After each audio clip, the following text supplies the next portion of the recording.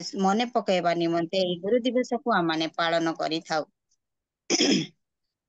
गुरु दिवस गुरु अर्थात ज्ञान अंधार मुक्त करी आमान को आलोकर ज्ञान जे देई थांती ताहांको आम माने गुरु बोली कहि थाउ।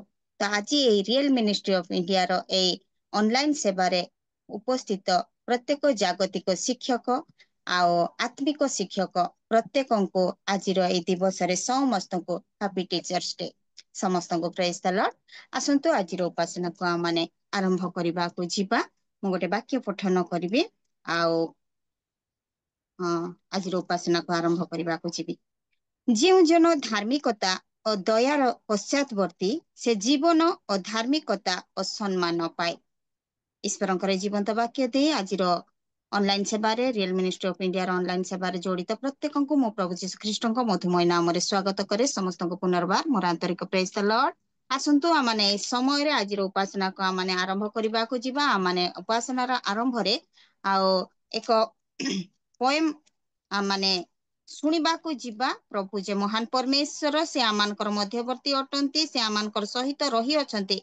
आमने ताहांकर से जीवित परमेश्वरंकर उपासना करूअछु। तो आमने जदि सठिक जगह रे अछु तेबे आमने समस्त वीडियो ऑन करबा ए समय रे बसिबा पुणी मिलित भावरे समस्त ईश्वरंकर गौरव महिमा करबा। आसंतु गोटे पोएम आमने ए समय रे श्रवण करबा को जीवा। आज आमानकर गहण रे आओ प्रिय दीदी आमानकर मोहिनी माली दीदी अछंती। मु तांको प्रभु जीशु ख्रीष्टंक मधुमय नाम रे सम्मुख को आह्वान करे आओ से आनिथिबा पोएम को आमानक मध्य रे रखिबा हेबे। प्रेज द लॉर्ड दीदी ए समय आपणकर आगो को कढाई नियंतु।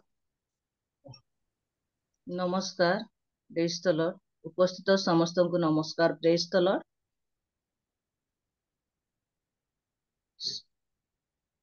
समस्त को यही टीचर डे रो शुभेच्छा और अभिनंदन। यही टीचर डे रो गुरु दिवस उपलक्षे क्षुद्र कविताटी मु अध्ययन करी आपण माने श्रवण करी। मोर आवाज सुभा जाउची दीदी?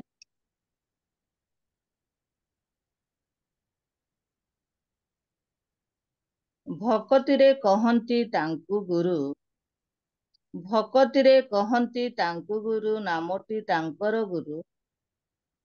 तांको ठारू शिक्षा ग्रहण कले आलोक प्राप्त हेबा अंधकाररू। तांको ठारू शिक्षा ग्रहण कले आलोक प्राप्त हेबा अंधकाररू। नामटी अटई शिक्षक, नामटी अटई शिक्षक। जगतर ज्ञान भंडार अटंती शिक्षक ही मालिक। जगतरे ज्ञान भंडार अटंती शिक्षक ही मालिक। आजिर जगतरे मॉडेल अनुसारे कहू तांकु सार। आजिर जगतरे मॉडेल अनुसारे कहू तांकु सार।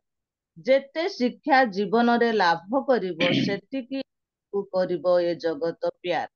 जेते शिक्षा जीवन रे लाभ करिवो से करिवो जगत प्यार। पिता माता सिना केवल जन्म दियंती, पिता माता सिना केवल जन्म दियंती। शिक्षक आंभ मानंकु ज्ञान दियंती, शिक्षक आंभ मानंकु ज्ञान दियंती। पिता माता आमको जन्म देई जगत देखांती, पिता माता आमको जन्म देई जगत देखांती। शिक्षक आंभ मानंकु जगतरे परिचय दियंती, शिक्षक आंभ मानंकु जगतरे परिचय दियंती। पिता माता आंभ आंभ आमको कथा कहिबा सिखांती, पिता माता आंभको कथा कहिबा सिखांती। शिक्षक आंभ मानंकु कलम धरी लेखिबा सिखांती, शिक्षक आंभ मानंकु कलम धरी लेखिबा सिखांती। पिता माता आंभ मानंकु चालिबा सिखांती, पिता माता आंभ मानंकु चालिबा सिखांती। शिक्षक आंभ मानंकु निज गोड़रे ठिया हेबार सिखांती, शिक्षक आंभ मानंकु निज गोड़रे ठिया हेबार सिखांती। पिता माता केवल आमको प्रेम करंती, पिता माता केवल आमको प्रेम करंती। शिक्षक आंभ मानंकु प्रेम ज्ञान बुद्धि प्रदान करंती, शिक्षक आंभ मानंकु प्रेम ज्ञान बुद्धि प्रदान करंती। ପିତା ମାତାଙ୍କ ପ୍ରହାରରେ ପ୍ରେମ ଥାଏ। ପିତା ମାତାଙ୍କ ପ୍ରେମରେ ପ୍ରେମ ଥାଏ। ଶିକ୍ଷକଙ୍କ ପ୍ରହାରରେ ବୁଦ୍ଧି ଥାଏ। ଶିକ୍ଷକଙ୍କ ପ୍ରହାରରେ ବୁଦ୍ଧି ଥାଏ। ପିତା ମାତାଙ୍କ ଅନୁଯୋଗ ପରିବାରର ଶାନ୍ତି ଓ ମିଳନ ଥାଏ। ପିତା ମାତାଙ୍କ ଅନୁଯୋଗ ପରିବାରର ଶାନ୍ତି ଓ ମିଳନ ଥାଏ। ଶିକ୍ଷକଙ୍କ ଅନୁଯୋଗ ଆମକୁ ବିଦ୍ୟା ପ୍ରାପ୍ତ ନିମନ୍ତେ ଜିଦ୍ ବଢ଼ାଏ ଓ ମନୁଷ୍ୟ ଗଠନ କରିଥାଏ। ଶିକ୍ଷକଙ୍କ ଅନୁଯୋଗ ଆମକୁ ବିଦ୍ୟା ପ୍ରାପ୍ତ ନିମନ୍ତେ ଜିଦ୍ ବଢ଼ାଏ ଓ ମନୁଷ୍ୟ ଗଠନ କରିଥାଏ।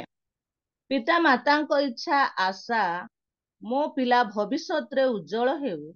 ପିତା ମାତାଙ୍କର ଇଚ୍ଛା ଓ ଆଶା ମୋ ପିଲା ଭବିଷ୍ୟତରେ ଉଜ୍ଜଳ ହେଉ। ଶିକ୍ଷକଙ୍କ ଇଚ୍ଛା ମୋ ଶିକ୍ଷା ଦ୍ୱାରା ମୋହର ଗୌରବର କାରଣ ହେଉ।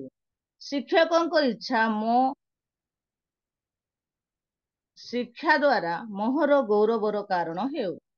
ବାପା ମା ଚାହାନ୍ତି ମୋ ପିଲା ଜଗତ ଦେଖୁ।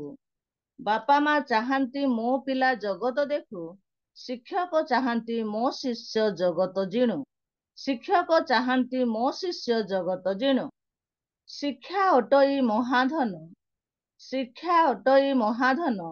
ଶିକ୍ଷା ପ୍ରାପ୍ତ ହେଲେ ହୋଇବା ଜଗତେ ମହାନ। ଶିକ୍ଷା ପ୍ରାପ୍ତ ହେଲେ ହୋଇବା ଜଗତେ ମହାନ।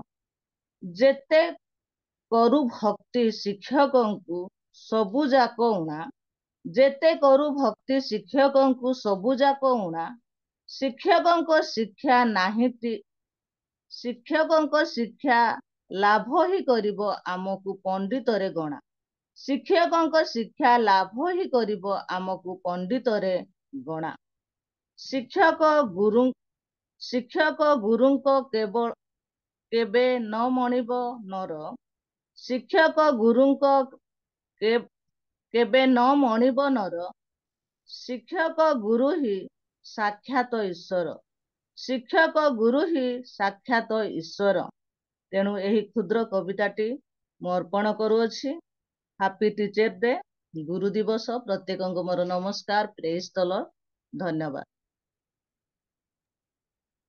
ଧନ୍ୟବାଦ ଦିଦି, ବହୁତ ବହୁତ ଧନ୍ୟବାଦ। ଅତି ସୁନ୍ଦର ପଏମ ଥିଲା।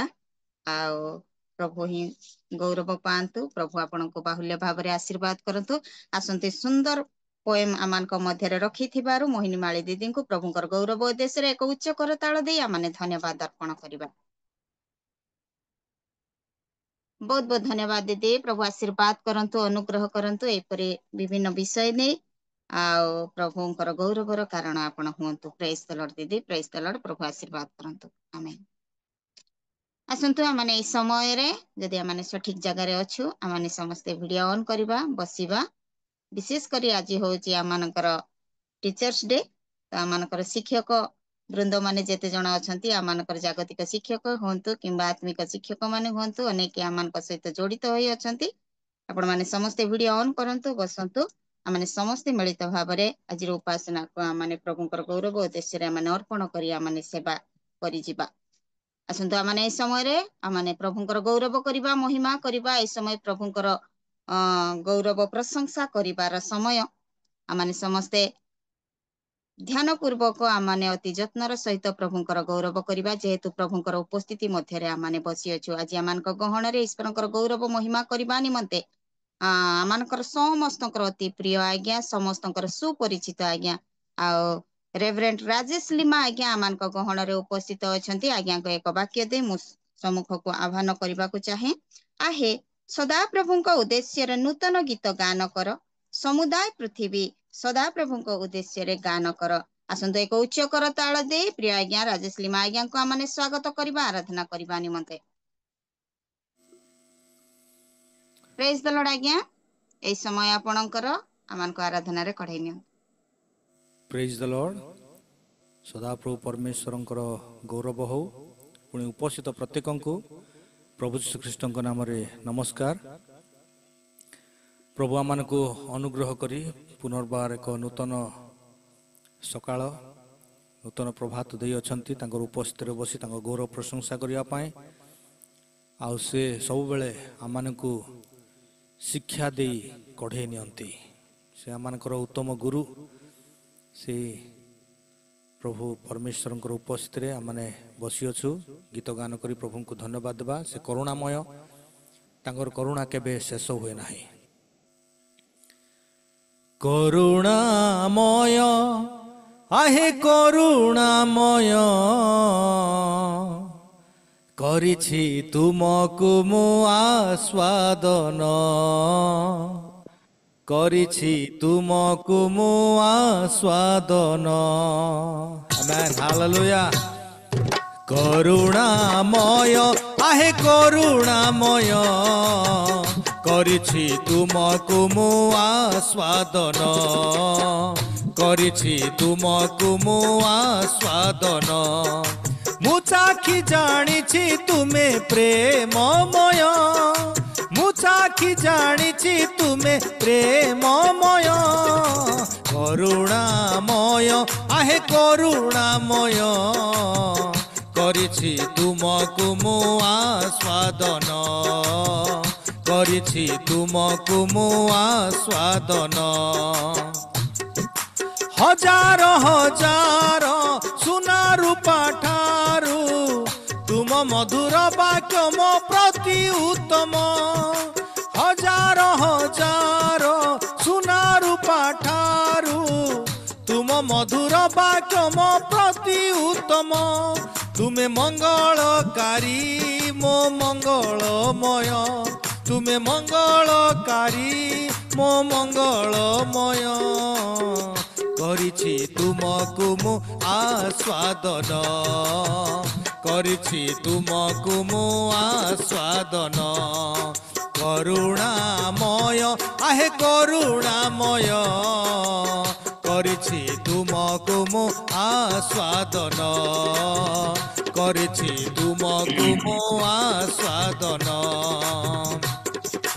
हजार हजार मणि मुक्ता ठारू तुम मुखर वाक्य मो प्रति उत्तम हजार हजार मणि मुक्ता ठारू तुम मुखर वाक्य मो प्रति उत्तम तुमे मंगलकारी मो मंगलमय तुमे मंगलकारी मो मंगलमय करिछि तुमको मु आस्वादन करिछि तुमको मु आस्वादन करुणामय आहे करुणामय करिछि तुमको मु आस्वादन करिछि तुमको मु आस्वादन हालेलुया प्रेज द लॉर्ड मोहर प्रियतम श्वेत रक्त वर्ण 10,000 मध्यरे प्रभु प्रधान तुमे मंगलकारी मो मंगलमय तुमे मंगलकारी मो मंगलमय करिछि तुमको मु आस्वादन करिछि तुमको मु आस्वादन करुणामय आहे करुणामय करिछि तुमको मु आस्वादन करिछि तुमको मु आस्वादन हालेलुया प्रेज द लॉर्ड वंदना करिबा आमे वंदना करिबा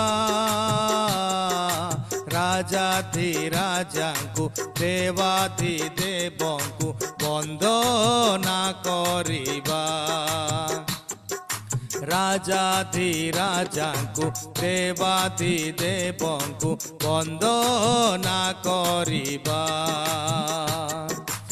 आकाश निर्माण कारिंकु धरणी निर्माण कारिंकु आकाश निर्माण कारिंकु धरणी निर्माण कारिंकु समुद्र विभक्त कारिंकु आमे वंदना करिबा आमे वंदना करिबा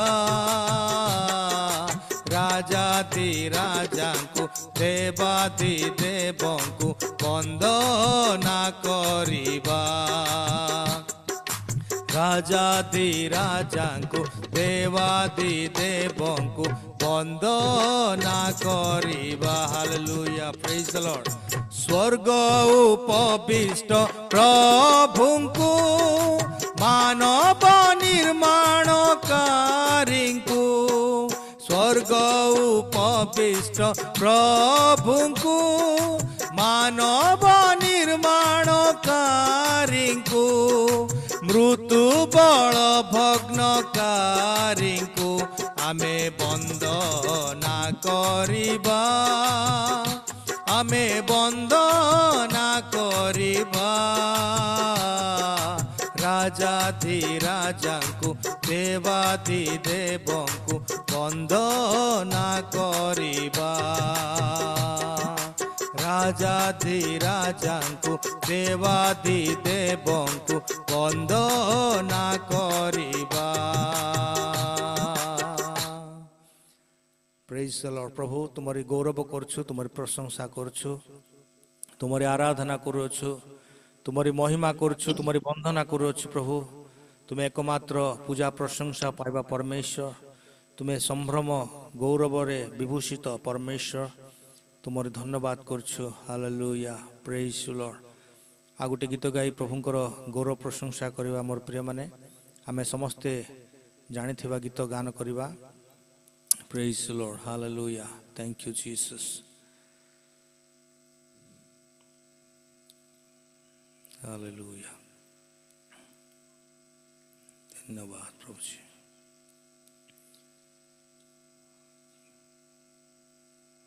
Hallelujah. Thank you.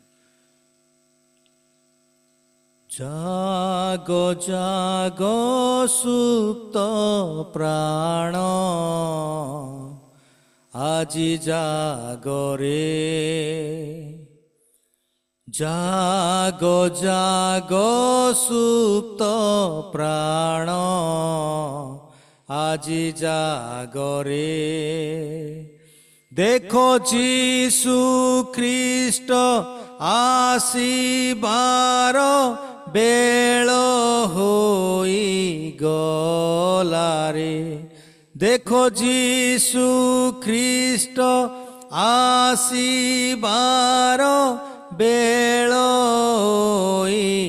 गलारे जागो जागो सुप्त प्राण আজি जागरे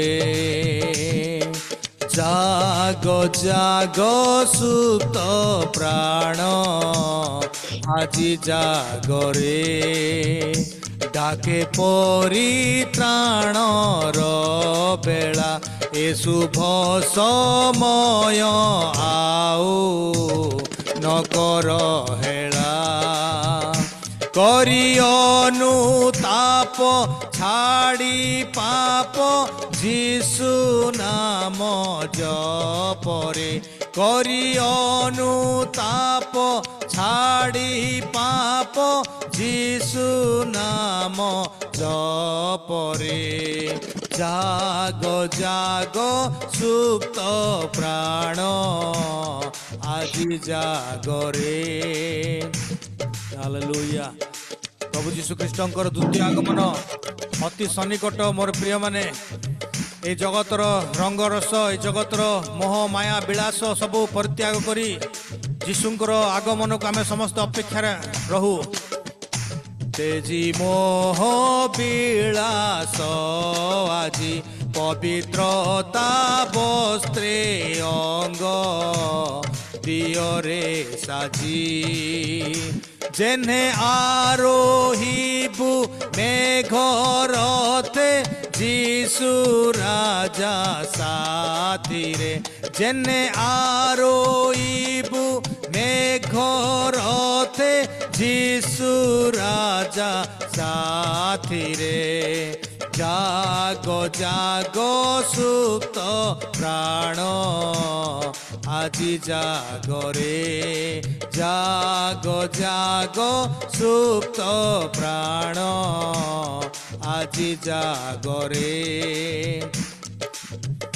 বিশ্বাস প্রদীপ তোহর জলি সদা আলোকিত করু সংসার সদা উছুলি উঠু জীবন পবিত্রাত্মা তৈলরে সদা উছুলি উঠু জীবন পবিত্রাত্মা তৈলরে জাগ জাগ সুপ্ত প্রাণ আজি জাগরে দেখো যীশু খ্রিস্ট আসিবার বেল হই গলারে দেখো যীশু খ্রিস্ট আসিবার বেল হই গলারে জাগ জাগ সুপ্ত প্রাণ আজি জাগরে জাগ জাগ সুপ্ত প্রাণ আজি জাগরে হালেলুয়া প্রেজ द लॉर्ड प्रभु तुम्हारी गौरव करछु तुम्हारी प्रशंसा करछु तुम्हें आमानकु बाछि अछ तुम्हें आमानकु मन्नित करछ आह्वान करछ प्रभु ए दिन मानकर आमानकर प्रदीप जळु थाउ आमानकर ज्योति लोकंक निकट रे प्रकाशित हो प्रभु समस्त जगतर मोह माया लालसा ए समस्त त्याग करी तुम निमंते आमे आगु को बढ़िबु सेहि पर तुम आमानकु दया कर hallelujah thank you Lord Jesus धन्यवाद प्रभु तुम्हें जे शीघ्र आसुअछ समस्त लक्षण सब देखा देउछ आमनकर चतुर्पार्श्व प्रभु आम माने जे प्रकार सदा सर्वदा पवित्रतार जीवन काटिबु धार्मिकतार जीवन काटिबु सिद्धतार जीवन काटिबु प्रभु सेहि पर तुम आमनकु दया कर अनुग्रह कर तुमरी पछरे चलिबा पाए तुमरी सहित गमनागमन करिया पाए তুমি এইছিলা না आमनकु दया हालेलुया Praise you. Hallelujah. लोकपाणी आज्ञा आपनकर टीम म्यूट करंतु तो धन्यवाद धन्यवाद जीवन दाता जीसु আজি অন্তর খুলি দিয়ে আস আজি মোর এ হৃদয়ে অন্তর খুলি দিয়ে জীবন দাতা যিশু আজি অন্তর খুলি দিয়ে আস আজি মোর এ হৃদয়ে অন্তর খুলি দিয়ে জীবন দাতা যিশু যদি থায়ে কিছু তুম অপ্রীতি কাঢ়ি নিয় যিশু মোর তুম রক্তে আজি ধোই মতে প্রভু তুমে পবিত্র কর যদি থায়ে কিছু তুম অপ্রীতি কাঢ়ি নিয় যিশু মোর তুম রক্তে আজি ধোই মতে প্রভু তুমে পবিত্র কর এথর জীবন দাতা যিশু আজি অন্তর খুলি দিয়ে আস আজি মোর এ হৃদয়ে অন্তর খুলি দিয়ে জীবন দাতা যিশু हालेलुया प्रेज द लॉर्ड आमे निज निजर अंतर को खोलु प्रभुंक निमंते ए अंतर ईश्वरंकर मंदिर ए अंतर से बास करबा पाए चाहंती मोर प्रिय माने तांकर अप्रीतिकर कोनोसी कार्य जदि अछि आमानक ठारे आमानकर दैनंदिन जीवन रे तांकर अप्रीतिकर कार्य जदि अछि यीशुଙ୍କ नाम रे हम से सब को दूर करो प्रभु को निकट निज निज को भांगु निज निजर हृदय को मन को प्राण को समर्पण करो हालेलुया गीत रचक कहती आसी अच्छी आज मु दिनहीन करुअछि निवेदन निजको शून्य करू निजको नम्र करू निजको भांगू तांकर चरण तले मोर प्रिय माने से परमेश्वर भग्न अंतकरण भग्न मन ईश्वरंकर ग्राह्य बळे आम निज निजको दिनहीन निज निजको नम्र करू तांकर चरण तले हालेलुया आसी अछि आजी मु दिनहीन करुअछि निवेदन दया करी আজি ढाली दियो प्रभु तुम करुणा दान आसी अछि আজি मु दिनहीन करुअछि निवेदन दया करी আজি ढाली दियो प्रभु तुम करुणा दान एथर जीवन दाता जीशु আজি अंतर खोली दिए आस আজি मोर ए हृदय अंतर खोली दिए जीवन दाता जीशु प्रभु तुम निज निज अंतर को खोली अच्छु आमर मन प्राण आत्मा शरीर को तुम हस्त समर्पण करुछु तुम्हें आम को संपूर्ण अधिकार कर पवित्रतार जीवन धार्मिकतार जीवन सिद्धतार जीवन काटिया तुम्हें आम को साहाय्य कर कारण तुम्हें पवित्र पवित्र अति पवित्र परमेश्वर तुम ठारे पापर लेश मात्र नाही तुम्हें धर्ममय धर्ममय धर्ममय स्वर्ग रे चारि प्राणी 24 प्राचीन बुढ़ हो मुख को आच्छादन करी सदा सर्वदा अहरह कहती धर्ममय धर्ममय पवित्र पवित्र से पवित्र चरण तले बसी तुमरी गौरव प्रशंसा करने निज निजक समर्पण करने तुम्हें सुजोग देल से तुमरी कोटि कोटि धन्यवाद करुछु सकल आदर महिमा गौरव पूजा प्रशंसा केवल तुमको दे जीशुଙ୍କ नाम उत्सर्ग कले पिता आमेन प्रेज द लॉर्ड बहुत बहुत धन्यवाद धन्यवाद आज्ञा बहुत बहुत धन्यवाद अति सुंदर आराधना थिला अति आत्मीय वातावरण मध्य को आमान को आराधना माध्यम रे कढ़ाई नेले प्रभुंकर से उपस्थिति मध्य रे आमान को कढ़ाई आनिले सेतपे आपन को बहुत बहुत धन्यवाद अर्पण करे आसंतो सुंदर आराधना निमंते राजेश आज्ञा को एक उच्च करताल दे आमाने रियल मिनिस्ट्री ऑफ इंडिया तरफ धन्यवाद अर्पण करबा बहुत बहुत धन्यवाद आज्ञा अति सुंदर आराधना आपण तो जेते बेले भी आराधना करंती आपनकर आराधना रे हमने पूरा हजी जाई थाउ प्रभुंकर से उपस्थिति मध्य रे चली जाई थाउ प्रभु से प्रकार टैलेंट आपन को देई छंदी से प्रकार ज्ञान रे प्रभु भरपूर करी छंदी प्रभु सदा सर्वदा आपन को दे गौरवान्वित महिमान्वित हुंतु आमेन आमेन धन्यवाद आज्ञा प्रेज द लॉर्ड आसंतु आमने सुंदर आराधना करिछु निजर हृदय को मध्य आमने प्रस्तुत करिछु मन को मध्य आमने प्रस्तुत करिछु ईश्वरंकर से जीवंत वाक्य को आमने समय श्रवण करबा निमंते आउ वाक्य श्रवण करबा पूर्व आसंतु संक्षिप्त भाव रे आमने ए समय रे प्रार्थना करबा ए समय रे माने विशेष करी आराधना करिथिबा राजेश आज्ञा को पई तांको परिवार पई तांको सेवा कार्य पई पुणी वाक्य नै आसुथिबा वक्ता महाशय प्रतिटी डिवाइस को प्रभु चरण तले आम समर्पित करी प्रार्थना करबा ए समय प्रार्थना करबा को अनुरोध करे आमान को गहन रे जगत परिछा आज्ञा अछंती प्रेज द लॉर्ड आज्ञा जगत परिछा आज्ञा प्रेज द लॉर्ड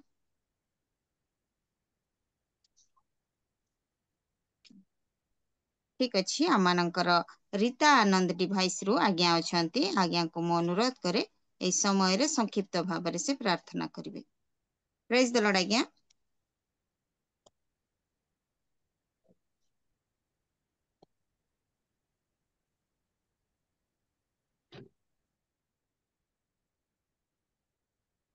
ठीक अच्छे आसतु आम प्रार्थना करवा।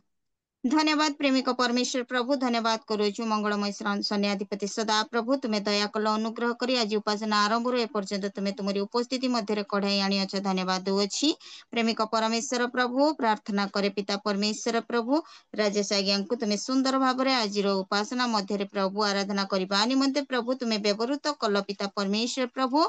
तुम्हारी दासों को तुम्हें आशीर्वाद कर अनुग्रह कर पिता परमेश्वर प्रभु, तांको देश सदा सर्वदा तुम्हें गौरवान्वित महिमान्वित हुओ मंगलकारी परमेश्वर प्रभु। आराधना द्वारा अनेकंकर हे पिता परमेश्वर प्रभु आत्मिक अभिवृद्धि कारण हेबा निमंते प्रभु तुम निकट को अनेक प्रभु आनिबा निमंते पिता परमेश्वर प्रभु तुम्हें साहाय्य अनुग्रह कर प्रभु।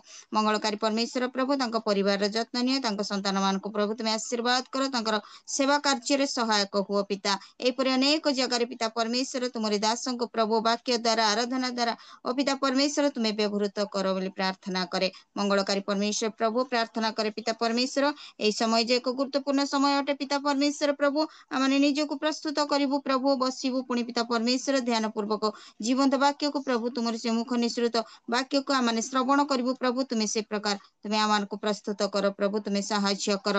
मंगलकार परमेश्वर प्रभु तुम जीवंत वाक्य नहीं आसुवा आज वक्ता महाशय को तुम हस्त समर्पित करे, तुम्हें हजाओ लुचाओ पिता परमेश्वर प्रभु मुख दे तुम्हें कथा कह प्रभु। हे पिता परमेश्वर प्रभु तुम्हें दया कर जिते जन जड़ित हो प्रति डिवाइस जत्न तुम्हें नियो प्रभु। मंगलमय पिता परमेश्वर प्रभु तुम्हें दया कर आम जपरी प्रभु समस्ते प्रभु ध्यान पूर्वक हे पिता परमेश्वर प्रभु तुम से जीवंत वाक्य को आम श्रवण करूँ तुम्हें से प्रकार साहाय्य कर। कौन सी नेटवर्क प्रोब्लेम हेब ना प्रभु तुम्हें साहाय्य कर। प्रत्येक को तुम हस्तर दे वक्ता महाशय को वाक्य को प्रति डिवाइस को तुम हस्तर समर्पित करी प्रार्थना यीशु नाम रे मागिली पिता amen amen hallelujah praise the Lord. आसंतु आमने इस समय जदि आमने सठिक जगह रे अछु पुनर्बार मु आपण मान को अनुरोध करे आमने समस्त वीडियो ऑन करबा इस समय रे बसिबा पुनी ध्यान पूर्वक अति यत्नर सहित आजिर जीवंत वाक्य को आमने श्रवण करबा को जिबा आ वाक्य श्रवण करबा पूर्वरु वक्ता महाशय को आह्वान करबा पूर्वरु एक वाक्य मु पठन करबा को चाहे।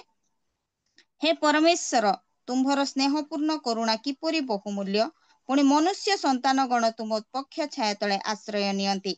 सेमाने तुम्भ गृहर पुष्टिकर द्रव्य बहुल रूपे परितृप्त हेबे, पुणी तुम्भे सेमानंकु आपणा आनंद नदीर जलपान कराइब। ईश्वरंकर जीवंत वाक्य दे आज रियल मिनिस्ट्री ऑफ इंडिया रे ऑनलाइन सेवा रे ईश्वरंकर जीवंत वाक्य प्रदान करबा निमंते आमानक गहन रे आ महान परमेश्वरंकर अभिषिक्त दास मनोनीत दास रेवरेंड जीवित कुमार पाणी आज्ञा उपस्थित अछंती।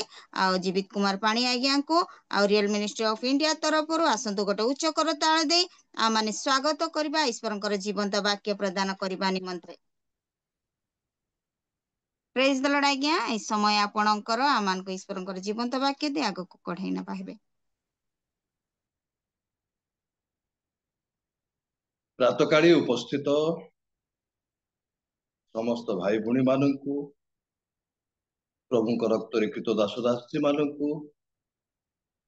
मु भक्तिपूर्ण नमस्कार जनाए। शुणी पारुछंती मते टिके उत्तर देबे। शुणी पारुछंती? आज्ञा नमस्कार। शुभा नमस्कार आज्ञा नमस्कार नमस्कार। प्रातकाली अति सुंदर उपासना आराधना, कारण प्रातकाल उपासना को अमृतर एक समय बोली कहूँ। से समय जो माने प्रात काल जो माने उपासना करती सिद्धि लाभ करि थाए। बहुत बहुत धन्यवाद। प्रात काल शଯ୍या त्याग करी एक मन एक चित्तरे प्रभु चरण तले बसी उपासना करिबा प्रार्थना करिबा अन्य मान को निमंते ये सुंदर मन देइछंती निश्चित भावे आपण मान आशीर्वाद पाए। निश्चित भावे जगत शोइथिबा अवस्था रे आपण माने शଯ୍या त्याग करी प्रभु को उपासना करूछ। प्रभु को रब सुनुछंती। हालेलुया। प्रभु प्रत्येक को आशीर्वाद करतु, परिवार को आशीर्वाद करतु, से रियल मिनिस्टर को आशीर्वाद। वाक्य को जीवा हमें आज शिशु दिवस गुरु दिवस टीचर्स डे प्रिय भौणी समस्त विषय तो कहीदेले आरंभ जे गुरु दिवस सारा भारत वर्ष रे प्रत्येक शिक्षा अनुष्ठान रे गुरु दिवस पालन कराजिबो आज करा जाऊ आसीछि मध्य तेबे प्रिय भौणी कहूतिले जे डॉक्टर सर्वपल्ली राधाकृष्णन जन्मदिन को भारत रे गुरु दिवस भावे पालन करा जाए आउ सर्वपल्ली राधाकृष्ण थिले प्रथम राष्ट्रपति जो दिन ताहांकर जन्म दिन थिला अनेक ताहांकर शुभेच्छु गण तांको गृह को गले आउ जन्म दिन रे तांको विश करिबा पाए फूल तोड़ा धरी तांको पाख को गले से समय से राष्ट्रपति प्रथम राष्ट्रपति से गोटे कथा कहिले यह तो उत्तम विषय मोर जन्मदिन मते शुभेच्छा देवा पाए आपण माने आछंती किंतु मोर गोटे अनुरोध जे आज दिन हो समस्त गुरु मानकर एक महान दिन हो बा गुरु दिवस से गुरु मानक नाम रे ए दिनटी पालन करा जाओ ए प्रकार एक वार्ता से देथिले आ से दिन ठारू भारत रे गुरु दिवस पालन करी आसु अछंती आसुछु आमे अप्रिय दासी मध्य कहूथिले गुरु शब्दर प्रकृत अर्थ कौन ताहा मध्य से कहूथिले गुरु पुनर्बार मु मन पकेबा को चाहे गुरु शब्द होउची संस्कृत शब्द गु माने अंधकार और रु माने दूर करिबा जे अज्ञानतार अंधकार को दूर करे से होउछंती गुरु संस्कृत शब्द गु माने अंधार और रु माने दूर करिबा यह तो आमानकर बाइबल आधारित नुहे किंतु यह संस्कृत शब्द आउ से माने गुरु गुरु को एते उच्च स्थान रे रखिछंती कि विजातीय माने जे गुरु ब्रह्मा गुरु विष्णु गुरु महेश्वर बोली माने पूजा करन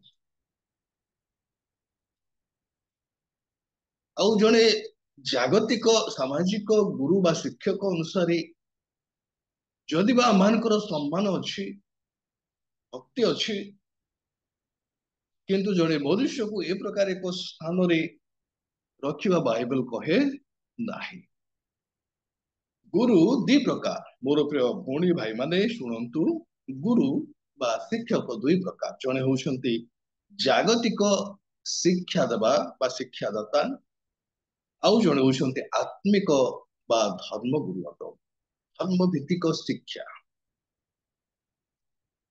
जागतिक शिक्षा जगत रे बंचिबा पाए अति आवश्यक निजर जीवन को प्रतिष्ठा करिबा पाए समाज रे प्रतिष्ठा करिबा शिक्षार आवश्यक रही हित उपदेश 22 6 पद लेखा जाए बालकर गंतव्य पथरे ताहाको शिक्षित करा शिक्षित जो माने करंती से माने होउछंती शिक्षक प्रभु ताहा मध्य कहंती बंचिबार आधार प्रतिष्ठा निजर नाम को निश्चय को प्रतिष्ठा करिवार आधार होउछि शिक्षा शिक्षा बिना जगत रे प्रतिष्ठित हेबा कष्ट एक अधूरा जीवन होउछि एक अधूरा जे शिक्षा अमान को समाज रे प्रतिष्ठा करे सम्मान दिए और जो बारे एही जीवन रे शिक्षा लाभ करिनाहंती बा अधा अधूरा शिक्षा करिसंती से माने सही अनुसार सम्मान पाई थांती किंतु जो माने उच्च शिक्षित समाज बा जगतर ज्ञान रे प्रतिष्ठित से माने से अनेक अनेक महान नाम प्रतिष्ठा करू करू सम्मानित मध्य होई थांती କିନ୍ତୁ ମନେ ରଖୁ ଜାଗତିକ ଜ୍ଞାନ ସମାଜ ପାଇଁ ଉଦ୍ଦିଷ୍ଟ ହେଲେ ମଧ୍ୟ ତାହା ଏକ ବଞ୍ଚିବାର ଆଧାର। ଇତିହାସ ଭୂଗୋଳ ପଢିବା ଦ୍ୱାରା ପୃଥିବୀର ପ୍ରତିଟି ବିଷୟକୁ ସେ ଜାଣିପାରେ, କିନ୍ତୁ ଆତ୍ମ ସଂଶୋଧନ କରିପାରେ ନାହିଁ। ନିଜକୁ ସେ ଦେଖିପାରେ ନାହିଁ। ଜଗତକୁ ଜାଣେ, ସମାଜକୁ ଜାଣେ, ପ୍ରତିଟି ବିଷୟକୁ ଜାଣିପାରେ, କିନ୍ତୁ ନିଜକୁ ଜାଣିପାରେ ନାହିଁ। ଆତ୍ମ ସଂଶୋଧନ କରିପାରେ ନାହିଁ। ଆତ୍ମ ଦୁର୍ବଳତାକୁ ସେ ଦେଖିପାରେ ନାହିଁ। ଏହା ଜଗତର ଜ୍ଞାନ। ଜଗତର ଶିକ୍ଷକ ମାନେ ଏହା ପ୍ରଦାନ କରନ୍ତି। ଆତ୍ମ ସଂଶୋଧନ ପରିମାର୍ଜିତ ହୋଇ ନୂତନ ଏକ ମନୁଷ୍ୟ ଭାବେ ପ୍ରତିଷ୍ଠା କରିପାରେ ନାହିଁ ଜାଗତିକ ଶିକ୍ଷା। କିନ୍ତୁ ଜଗତ ଅନ୍ତରର ସମସ୍ତ ଦୁର୍ବଳତାକୁ ନ ଦେଖି ବା ଦେଖି ନ ପାରିଲେ ମଧ୍ୟ ଜଗତର ଜ୍ଞାନକୁ ଅଧିକ ଗୁରୁତ୍ୱ ଦେଇ ଆସୁଅଛି, ଦଉଛି। ଏଣୁ ଯୋଉମାନେ ଜଗତର ଜ୍ଞାନରେ ଜ୍ଞାନୀ, ପ୍ରତିଷ୍ଠିତ, ଶିକ୍ଷାରେ ଶିକ୍ଷିତ, ଆଉ ସେମାନଙ୍କ ପାଇଁ ଶିକ୍ଷକଙ୍କର ଅବଦାନ ଅତୁଳନୀୟ। ଶିକ୍ଷାର ଆବଶ୍ୟକ ରହିଛି, ଜ୍ଞାନର ଆବଶ୍ୟକ ରହିଛି। ବାଇବଲ ବି କହେ ଜ୍ଞାନର ଆବଶ୍ୟକ ରହିଛି। କିନ୍ତୁ ଯୋଉମାନେ ଅନ୍ୟ ଏକ ପାର୍ଶ୍ୱ ଦେଖୁଛି, ଗୁରୁମାନେ, ଆତ୍ମିକ ଜ୍ଞାନଦାତା ମାନେ, ସେମାନଙ୍କର ଶିକ୍ଷା ଚେତନା ପରାମର୍ଶ ଆଉ ତାହା ହିଁ ଆମମାନେ ବାଇବଲରେ ଦେଖିବା। କାରଣ ଜାଗତିକ ଶିକ୍ଷା ବିଷୟରେ ପ୍ରଭୁ ଗୁରୁତ୍ୱ ଦେଇନାହାନ୍ତି। ଜାଗତିକ ଶିକ୍ଷା ବା ପ୍ରତିଷ୍ଠା ଲାଭ କରିବା ନିମନ୍ତେ ଯୀଶୁ ଜଗତରେ ଥିବା ସମୟରେ ଗୁରୁତ୍ୱ ଦେଇନାହାନ୍ତି। ଜଗତର ଶିକ୍ଷା ଦ୍ୱାରା ପ୍ରତିଷ୍ଠା ଲାଭ କରିବା ଅପେକ୍ଷା ଆତ୍ମାକୁ ଦର୍ଶନ କରି, ଆତ୍ମାକୁ ସୁରକ୍ଷା କରି, ସକଳ ମନ୍ଦରୁ, ପାପରୁ, ଅଧର୍ମରୁ ପରିଷ୍କୃତ ପରିମାର୍ଜିତ ହେବା ଶ୍ରେଷ୍ଠ ବିଷୟ ବୋଲି ପ୍ରଭୁ ଶିକ୍ଷା ଦିଅନ୍ତି। ଆମେ ଜାଣି ରଖୁ ଜଗତରେ ଅନେକ ଶିକ୍ଷକ ଥିଲେ ମଧ୍ୟ ପ୍ରିୟଦାସୀ କହୁଥିଲେ, ସର୍ବଶ୍ରେଷ୍ଠ ଏବଂ ସର୍ବପ୍ରଥମ ଗୁରୁ ହଉଛନ୍ତି ଆମମାନଙ୍କର ପିତାମାତା। ମନେ ରଖୁ, ଆମେ ଭୁଲି ନ ଯାଉ। ଯିଏ ଜନ୍ମ ଦିଅନ୍ତି, ଆଉ ପ୍ରିୟଦାସୀ କବିତାରେ ମଧ୍ୟ ସୁନ୍ଦର ଭାବରେ ସେ ଉଲ୍ଲେଖ କଲେ, ପିତାମାତାଙ୍କ ଠାରୁ ଶ୍ରେଷ୍ଠ ପରମ ଗୁରୁ କେହି। ତାଙ୍କର ହଉଛି ସ୍ୱାର୍ଥ ଶୂନ୍ୟ ଶିକ୍ଷା ଥାଏ। ତାଙ୍କ ଶିକ୍ଷାରେ ଦରମା ନାହିଁ, କୌଣସି ଭତ୍ତା ନାହିଁ, କେବଳ ସ୍ୱାର୍ଥ ଶୂନ୍ୟ, ଲୋଭ ଶୂନ୍ୟ, ଛଳନା ଶୂନ୍ୟ ଏକ ସତ୍ୟତା ବିଶିଷ୍ଟ ଶିକ୍ଷା ପିତାମାତା ଦିଅନ୍ତି। କିନ୍ତୁ ଜଗତର ପ୍ରାୟ 70% ଶିକ୍ଷକ ମାନେ ଆତ୍ମସ୍ୱାର୍ଥରେ ଲାଗିଥାନ୍ତି, ଦରମାର ଆଶାରେ ଥାନ୍ତି, ନିଜକୁ ପ୍ରତିଷ୍ଠା କରିବାର ଆଶାରେ ଥାନ୍ତି। ଶିଷ୍ୟମାନେ କଣ ହୁଅନ୍ତି ନ ହୁଅନ୍ତି ତାହା ସେମାନେ ଗୁରୁତ୍ୱ ଦିଅନ୍ତି ନାହିଁ।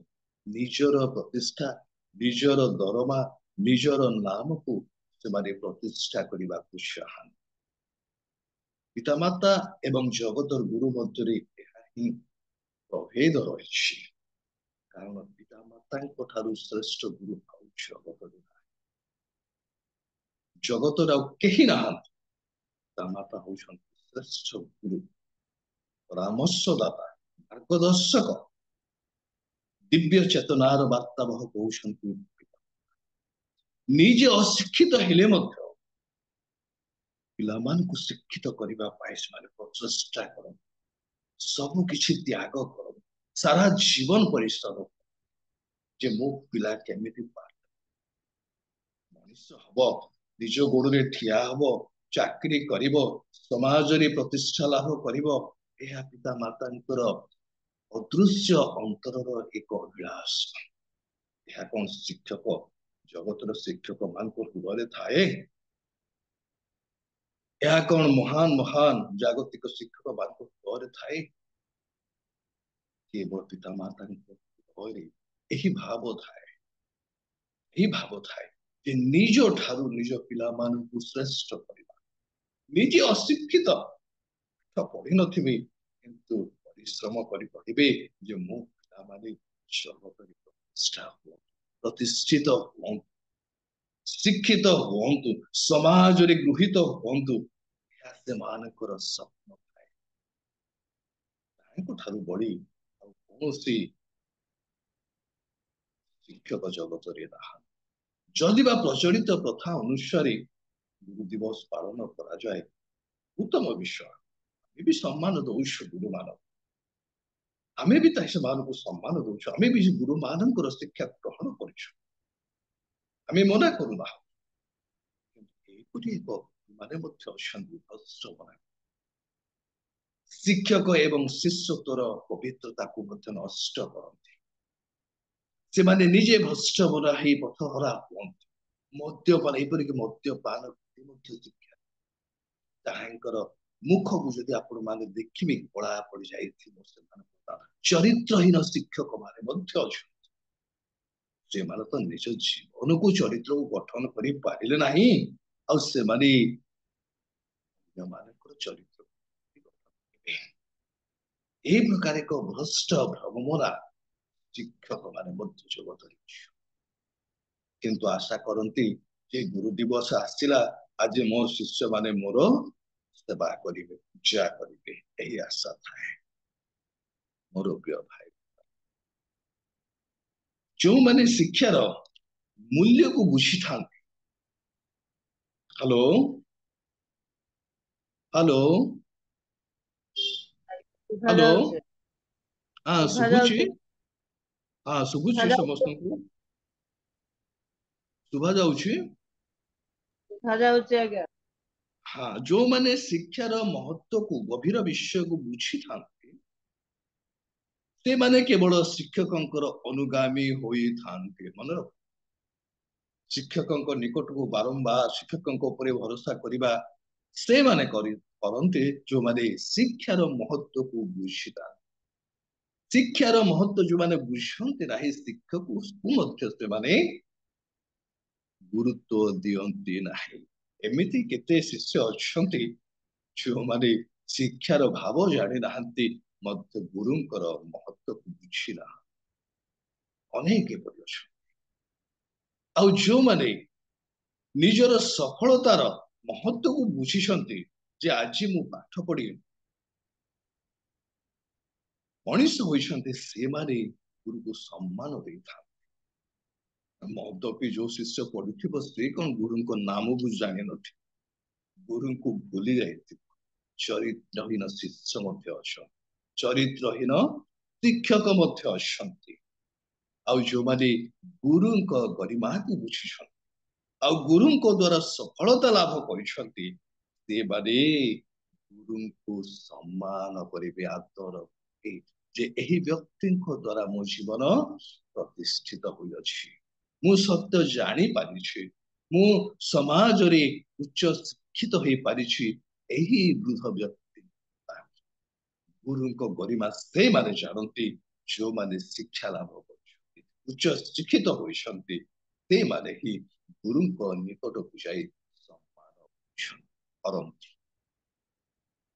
ମୋର ପ୍ରିୟ ଭାଇ ଭଉଣୀ ମାନେ, ଜଗତ ଯାହା ବି କହୁ, ଯାହାଙ୍କୁ ବି ସମ୍ମାନ ଦଉ, ଆମେ ବି ସମ୍ମାନ କରୁଛୁ, କିନ୍ତୁ ଆମଙ୍କର ଚିନ୍ତାଧାରା ବାଇବଲ ଭିତ୍ତିକ ହେବା ଆବଶ୍ୟକ। ହାଲେଲୁୟା। ଆମଙ୍କର ଭାବନା ବାଇବଲ ଭିତ୍ତିକ ଆବଶ୍ୟକ। ବାଇବଲ ଭିତ୍ତିକ ବାକ୍ୟ, ବାଇବଲ ହିଁ ଆମଙ୍କର ପରମ, ଖ୍ରୀଷ୍ଟ ହିଁ ଆମଙ୍କର ପରମ। ସେଇଦିନ ଆପଣଙ୍କର ଶାସ୍ତ୍ର କଥା କହୁଥିଲେ, ଯୋହନ 3:1-2 ଲେଖନ୍ତି, ଯୋହନ 3:1-2 ଲେଖା ଅଛି, ନିକୋଦେମ ପ୍ରଭୁ ଯୀଶୁ ଖ୍ରୀଷ୍ଟଙ୍କୁ ଗୁରୁ ବୋଲି, ପରମ ଗୁରୁ ବୋଲି ସମ୍ବୋଧନ କରିଥିଲେ। ଆଉ କେହି ନୁହଁ, ପରମ ଗୁରୁ ବୋଲି ସେ ସମ୍ବୋଧନ କରୁ। ଆଉ ତାର ତଳ ଅଂଶରେ ଆପଣ ମାନେ ଦେଖିବେ ଗୋଟେ ମହାନ ବାକ୍ୟ ସେ ଘୋଷଣା କରିଅଛୁ। ଏ ନା ନିକୋଦେମ। ଜଗତରେ ତ ଅନେକ ଶିକ୍ଷକ ସୃଷ୍ଟି ହୋଇଛନ୍ତି, ଶିକ୍ଷା ଲାଭ କରି ଶିକ୍ଷକତା କରୁଛନ୍ତି, କିନ୍ତୁ ଯୀଶୁଙ୍କୁ ଯୋଉ ଗୁରୁ ଶବ୍ଦ ସେ କହିଲେ, ତାଙ୍କ ସେଇ ବାକ୍ୟ ତଳେ ଗୋଟିଏ ଅଂଶ ଲେଖା ଅଛି, ଦେଖନ୍ତୁ, ଆପଣ ଯେ ଈଶ୍ୱରଙ୍କ ଠାରୁ ଆଗତ ଗୁରୁ। ହାଲେଲୁୟା। ଏକ ଭିନ୍ନ ଶବ୍ଦ, ପାରମାର୍ଥିକ ଅଲୌକିକ ଶବ୍ଦ, ଆଧ୍ୟାତ୍ମିକ ଆତ୍ମିକ ଶବ୍ଦ, ଯୀଶୁଙ୍କ ସହିତ ଯୁକ୍ତ। ଆପଣ ମୋର ଗୁରୁ ନିଶ୍ଚିତ ଭାବେ, କିନ୍ତୁ ଆପଣ ଜଗତରୁ ଆସିନାହାନ୍ତି, ଜଗତର ଶିକ୍ଷାରେ ଶିକ୍ଷିତ ହୋଇନାହାନ୍ତି, ଆପଣ ଈଶ୍ୱରଙ୍କ ଠାରୁ ଆଗତ। କି ସୁନ୍ଦର ଏକ ତାଙ୍କର ଦିବ୍ୟ ଭାବନା, ଚେତନା, ତାଙ୍କର ଭାଷା, ମୃତତୁଲ୍ୟ ଭାଷା ଖ୍ରୀଷ୍ଟଙ୍କ ପାଇଁ। ଗୁରୁ ଜଗତରେ ସୃଷ୍ଟି ହୁଅନ୍ତି, ଶିକ୍ଷା ଲାଭ କରି ସମସ୍ତେ ଗୁରୁ ହୁଅନ୍ତି, ଶିକ୍ଷକ ହୁଅନ୍ତି, କିନ୍ତୁ ଆପଣ ତ ମୋ ଗୁରୁ, ଆଉ ମୁଁ ତୁମର ଶିଷ୍ୟ, ଆଉ ତୁମେ ଯେ ଈଶ୍ୱରଙ୍କ ଠାରୁ ଆସିଛ, ଈଶ୍ୱରଙ୍କ ଠାରୁ ଆଗତ ଗୁରୁ ତୁମେ ଅଟ।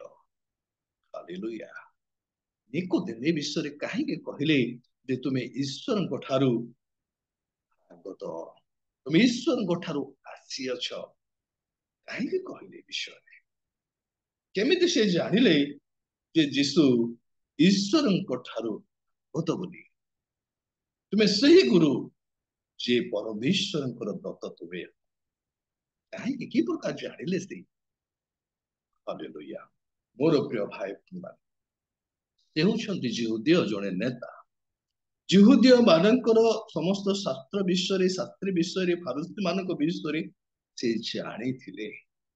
ତାହାଙ୍କର ଜ୍ଞାନ, ଶାସ୍ତ୍ର ଜ୍ଞାନ ଏବଂ ସାମାଜିକ ଜ୍ଞାନ, ଶିକ୍ଷା ବିଷୟରେ ସେ ଜାଣିଥିଲେ। କାରଣ ଶାସ୍ତ୍ରୀ ଫାରୁସୀ ମାନେ କେବଳ ଛଳନା କରୁଥିଲେ, ଅଭିନୟ କରୁଥିଲେ, ଶିକ୍ଷା ଦେଉଥିଲେ ଗୋଟିଏ ପ୍ରକାର ଏବଂ ନିଜେ ଅନ୍ୟ ପ୍ରକାର ଛଳ କାଟୁଥିଲେ। ଏହା ନିକୋଦେମ ଜାଣିଥିଲେ। ମୁଁ ଶାସ୍ତ୍ରୀ ଫାରୁସୀ ମାନଙ୍କର ଶିକ୍ଷାକୁ ଶୁଣିଛି, ସେମାନଙ୍କ ଜୀବନକୁ ମୁଁ ଦେଖିଛି, ସେମାନେ ଈଶ୍ୱରଙ୍କ ଠାରୁ ଆଗତ ଗୁରୁ ନୁହନ୍ତି। ସ୍ପଷ୍ଟ କରି ଯୀଶୁଙ୍କର ଶିକ୍ଷା ଏବଂ ଜୀବନକୁ ଦୃଷ୍ଟିପାତ କରୁ କରୁ ଶାସ୍ତ୍ରୀ ଏବଂ ଫାରୁସୀ ମାନଙ୍କର ଜୀବନକୁ ସେ ଦୃଷ୍ଟିପାତ ପ୍ରଭେଦ ଜାଣିପାରିଲେ ଏବଂ ସେ ସ୍ଥାନରେ କହିଲେ, ନା ପ୍ରଭୁ, ତୁମେ ଜଗତରୁ ଆଗତ ନୁହ, ଜଗତର ଶିକ୍ଷାରେ ତୁମେ ଶିକ୍ଷିତ ନୁହ, ତୁମେ ଆତ୍ମିକ ଶିକ୍ଷାରେ ଶିକ୍ଷିତ, ଆତ୍ମାରେ ପୂର୍ଣ୍ଣ, ତୁମେ ଈଶ୍ୱରଙ୍କ ଠାରୁ ଆସିଛ, ଏହି ମୋର ପରମ ଗୁରୁ ତୁମେ ଅଟ। ହାଲେଲୁୟା।